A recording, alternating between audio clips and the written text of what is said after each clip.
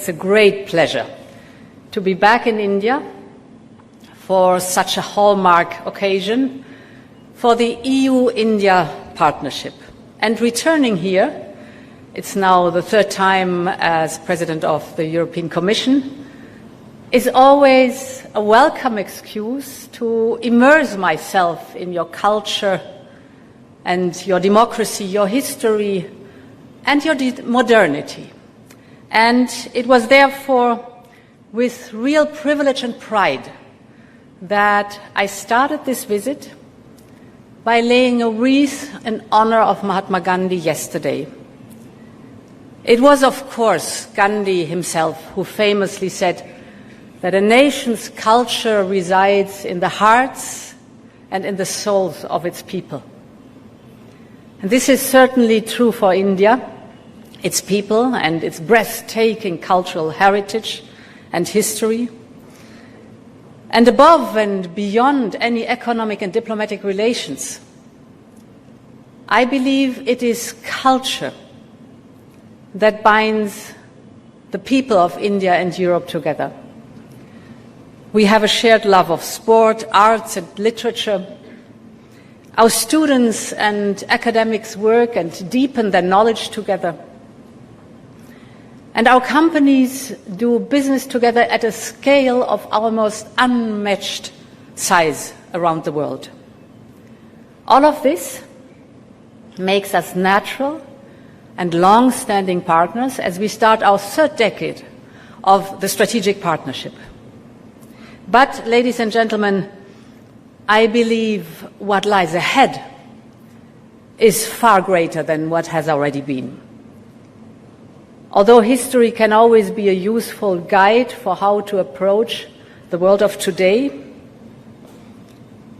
if we think back to 1947, we see how the soul of this great nation and its struggle through history basically propelled India to its independence. And looking back at the voices of the time, we also hear and feel the resolve and the determination of India to build prosperity and security and democracy for its future generations. As I stand here today in this vibrant and independent country, the largest democracy in the world, the words spoken at the time were as prophetic as they were poignant. And at the same time in Europe, if you compare, we were trying to put back together the pieces of our continent ravaged by war. The countries of Europe chose to come together, to tie their destinies, their security and their prosperity to one another in order not to repeat the mistakes of our past. And this is how the seeds of our European Union were planted. The point is that the world then was fragile, it was fractured, it was on the verge of change that would define the next 8 decades. And both Europe and India, albeit in very different circumstances, understood the need to come together. I believe this is a clarion call for all of us as we stand here in 2025 at another inflection point. I think I don't need to describe the geopolitical and geoeconomic headwinds that both the European Union and India are confronted with. We have all seen how countries are weaponizing their sources of strength against each other, whether natural resources or new technologies or military and economic coercion. We have seen how supply chains and dependencies are used to gain influence or drive wedges between nations and regions. We have seen a more aggressive posture from major powers, and of course the conflicts have destabilized entire regions. how countries, in particular in the Global South, are looking for alternatives to what the international system has offered them. And we have seen clear attempts to split off parts of the world into isolated fragments. Ladies and gentlemen, this world is fraught with danger. But I believe this modern version of great power competition is also an opportunity for Europe and India to reimagine its partnership. In many ways, the European Union and India are uniquely placed to respond to these challenges. India is the largest democracy and soon to be in the top 4 of the world's largest economies. It is the leading voice of the Global South. Europe is a unique cross-border democracy and open economy, the largest trading partner for some 80 countries around the world. But this partnership makes sense not only because of our shared values and our close ties, or even because of our respective geographies, demographies, and economies. But it is because our interests in this hyper-globalized world align more often than not. We both stand to lose from a world of spheres of influence and isolationism, and we both stand to gain from a world of cooperation and working together.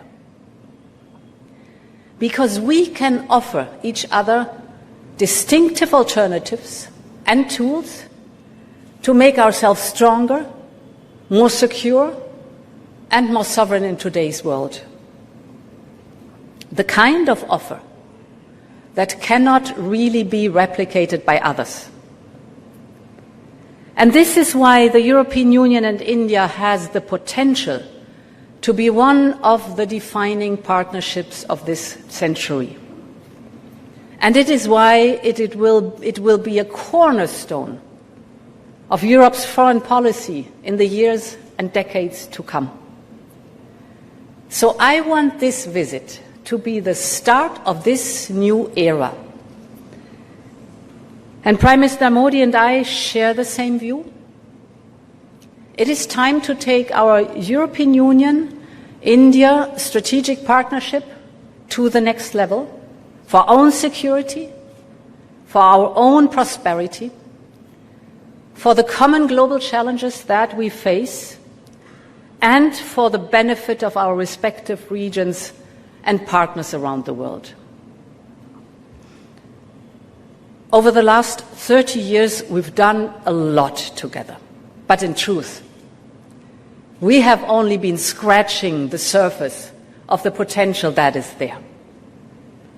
So it is not a time to place limits on our cooperation or to get stuck looking at agreements on every issue of regional and global concern. It is a time to be pragmatic, to be ambitious, to realign our priorities for today's realities. And allow me to very briefly map out my vision of the 3 areas which can take our partnership to the next level. The first is trade and technology. The second is security and defense. And the third is connectivity and global partnerships. Ladies and gentlemen, the first era where I believe we can make real progress is on delivering prosperity in Europe and in India. Here we have a real shared interest and sense of purpose. India's Viksit Bharat 2047 vision will help to transform the economy and create millions of jobs, from traditional manufacturing sectors to the very high-tech industries and innovation. Europe is striving towards the same goal through our own economic and industrial transformation. And I believe that we can help each other to reach our goals. Make in India and Made in Europe can work together to drive our industries forward. And our common interests in de-risking our economies, in particular in sensitive technological areas, can help drive our economic security.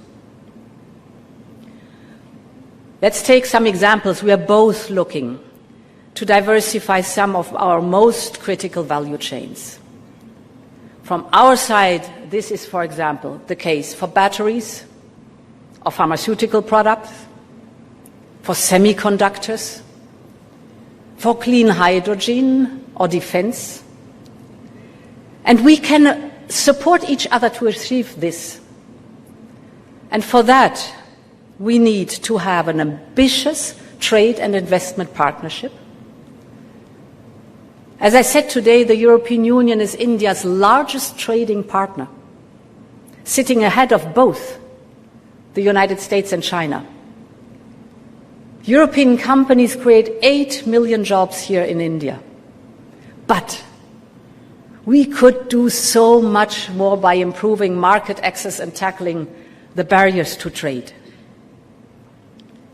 And I believe this can be a launch pad to strengthen cooperation in key sectors that will drive the global economy as we head towards mid-century.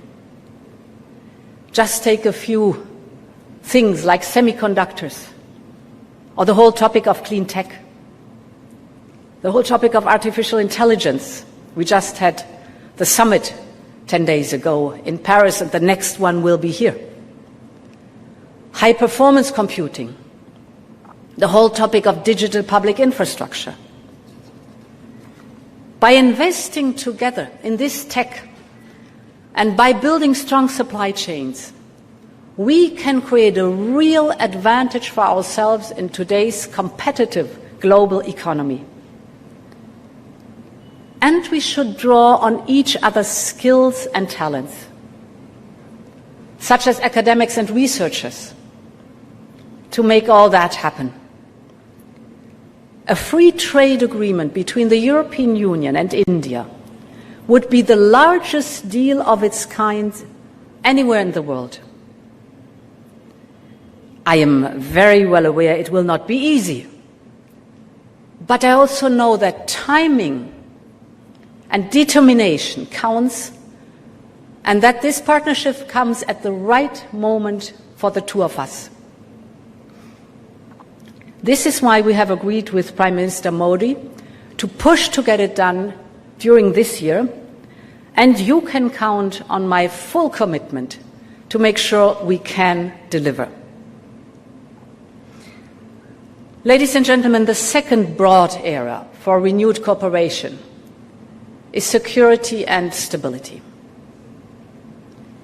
And here again, we have many shared interests.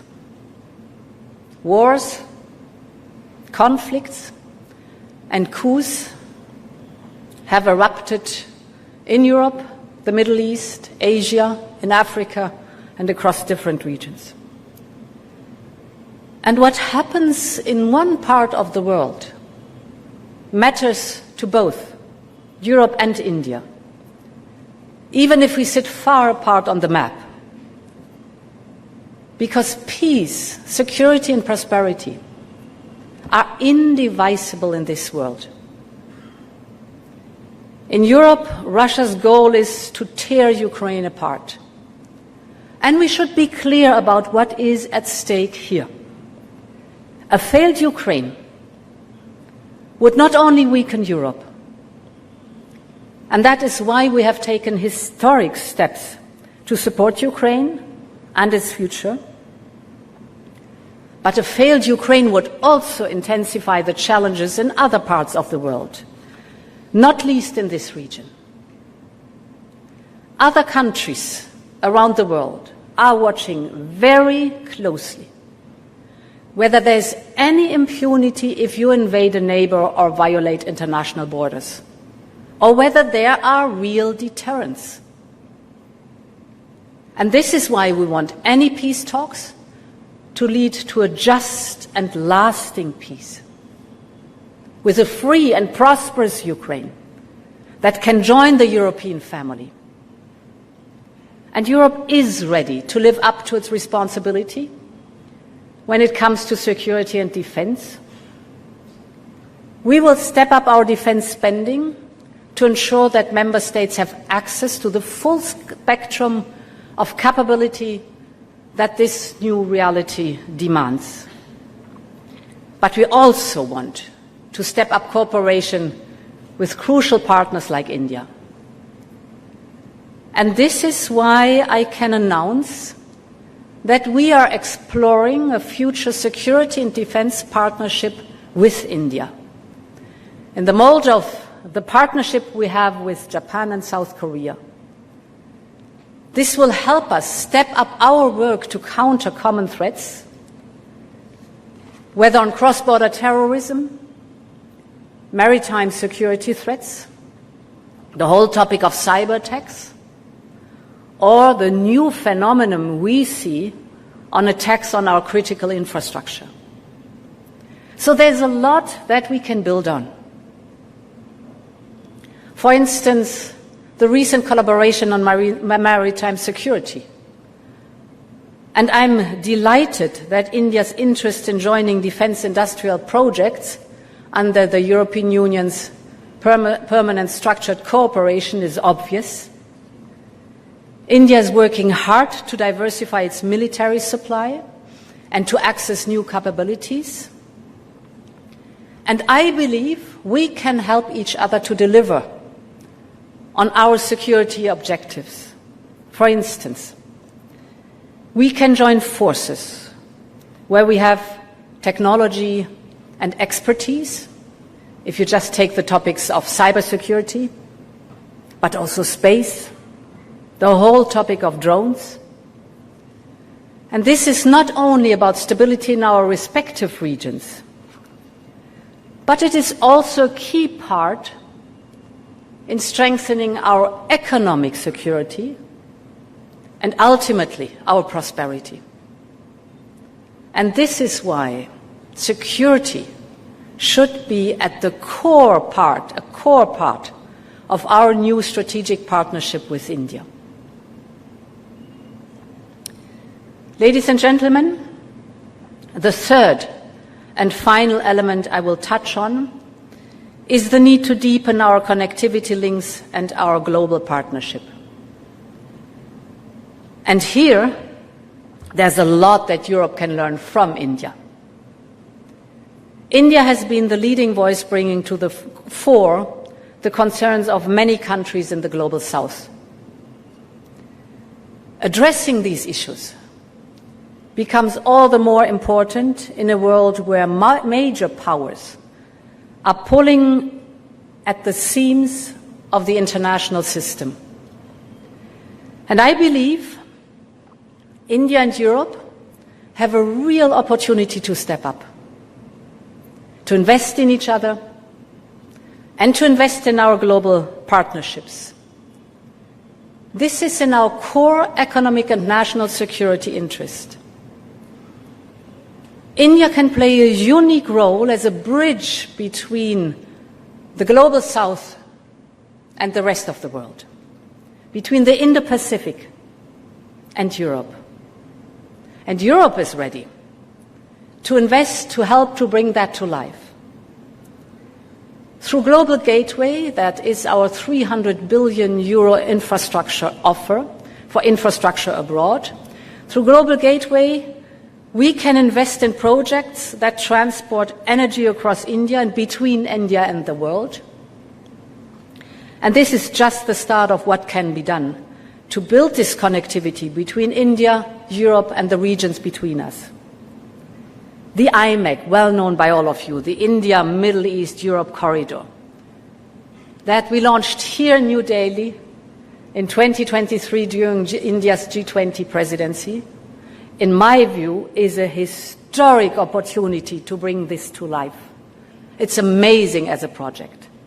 This can be a modern golden road directly connecting India, the Arabian Gulf, and Europe. It's fascinating. It has a rail link that will make trade between India and Europe 40% faster. Just imagine. It has an electricity cable and a clean hydrogen pipeline, so energy from India to Europe and vice versa. It has a high-speed data cable to link some of the most innovative digital ecosystems in the world. So this corridor is much, much more than just a railway or a cable. It is a green and digital bridge across continents and civilizations. And it can help bring us closer together. It can help boost trade on everything you can think of, from batteries to the topic of clean hydrogen and the whole range of digital services. So this can be a real win-win-win for Europe, for India, and for our partners. We are ready to invest in concrete projects that can already start making these connections happy. Europe is open for business, and we are ready to invest in our common future with India. Ladies and gentlemen, investing in our common future. This is the driving force of this new era of partnership between Europe and India. So in troubled times come great opportunities. And I believe 2025 is a historic window of opportunity to build an indivisible partnership between India and the European Union. Our interests align. Our commitment is ironclad. And if it can be done anywhere, it can be done here.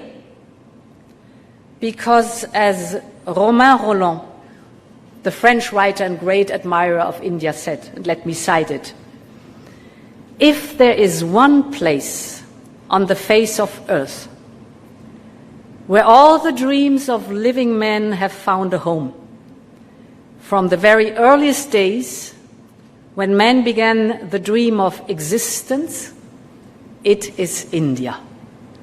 End of quote. And today, we are one step closer to making our common dream a reality.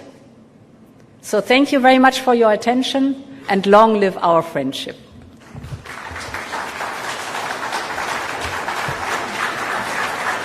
Thank you.